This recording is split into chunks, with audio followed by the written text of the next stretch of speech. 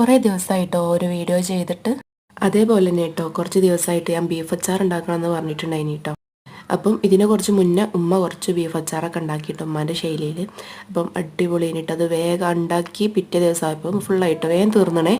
ഉപ്പ ഇടയ്ക്കിടയ്ക്ക് ഇങ്ങനെ ബീഫ് കൊണ്ടുവരുന്നതുകൊണ്ട് തന്നെ ഇതുണ്ടാക്കാൻ നമുക്ക് പുറത്തുനിന്ന് വാങ്ങി കഴിക്കണ്ട എന്നുള്ള ആൾക്കായിട്ടോ.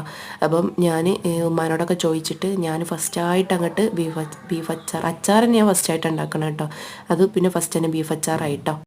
ഞാൻ എപ്പോൾ നോക്കിയാലും അച്ചാറിങ്ങനെ വാങ്ങിക്കും, അതിങ്ങനെ കഴിക്കും. ഉമ്മ കുറേ അച്ചാറുണ്ടാക്കി അതിൽ കഴിക്കും എന്നല്ലാതെ ഫസ്റ്റായിട്ടാട്ടോ ഞാനൊരു അച്ചാറുണ്ടാക്കിക്കാട്ട് അങ്ങനെ ഒന്ന് ടെസ്റ്റ് ചെയ്യണേ. അപ്പം എൻ്റെ അറിവിലും ഉമ്മാൻ്റെ അറിവിലും കൂടി ഞാനങ്ങനെ ബീഫ് അച്ചാർ ഉണ്ടാക്കിയിട്ടോ.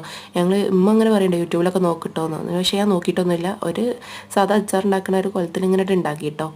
അപ്പം ഈ വീഡിയോ നിങ്ങൾക്ക് ഇഷ്ടമായിട്ടുണ്ടാവും എന്ന് കരുതുന്നത്. അച്ചാറല്ല എല്ലാവർക്കും ഇഷ്ടമാണോ? അപ്പോൾ ഇഷ്ടമായിട്ടുണ്ടെങ്കിൽ എല്ലാവരും ലൈക്ക് ചെയ്യട്ടോ. സബ്സ്ക്രൈബ് ചെയ്യാതെ കാണുന്നവർ സബ്സ്ക്രൈബ് ചെയ്യും.